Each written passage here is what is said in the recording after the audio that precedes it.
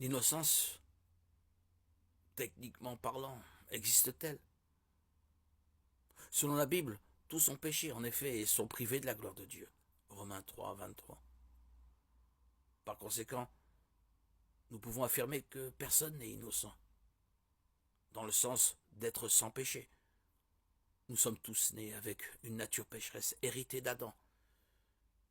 Et comme nous l'avons vu de nombreuses fois dans les Écritures, tout le monde souffre, que la souffrance soit ou non liée à un péché personnel spécifique. Les effets du péché imprègnent tout, le monde est déchu et toute la création en souffre. Romains 8, 22. Le plus déchirant dans tout cela est la souffrance d'un enfant. Les enfants sont aussi proches de l'innocence que nous ne l'avons jamais vu dans ce monde, et leur souffrance est vraiment tragique.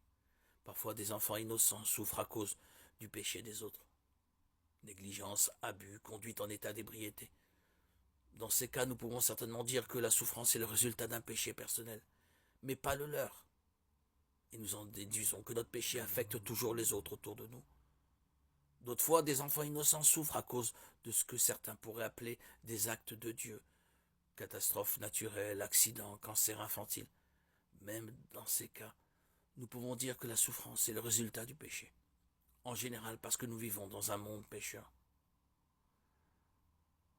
La bonne nouvelle est que Dieu ne nous a pas laissés ici pour souffrir inutilement. Oui, les innocents souffrent. Job 1, 2. Mais Dieu peut racheter cette souffrance. Notre Dieu aimant et miséricordieux a un plan parfait pour utiliser cette souffrance pour accomplir son triple objectif. Notre salut, premièrement. Car la souffrance, la douleur, permet de nettoyer nos péchés. L'objectif est d'annoncer aussi la bonne nouvelle par notre guérison et notre désir de revenir à Dieu, la repentance.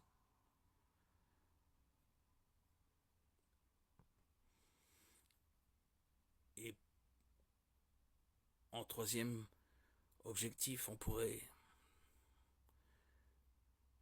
par notre guérison, témoigner de la résurrection, de ce qu'a fait le Christ dans nos vies. Il nous a ressuscités pour nous ramener à la vie nouvelle, comme cela a été mon cas le jour de mon baptême il y a maintenant 5 ans,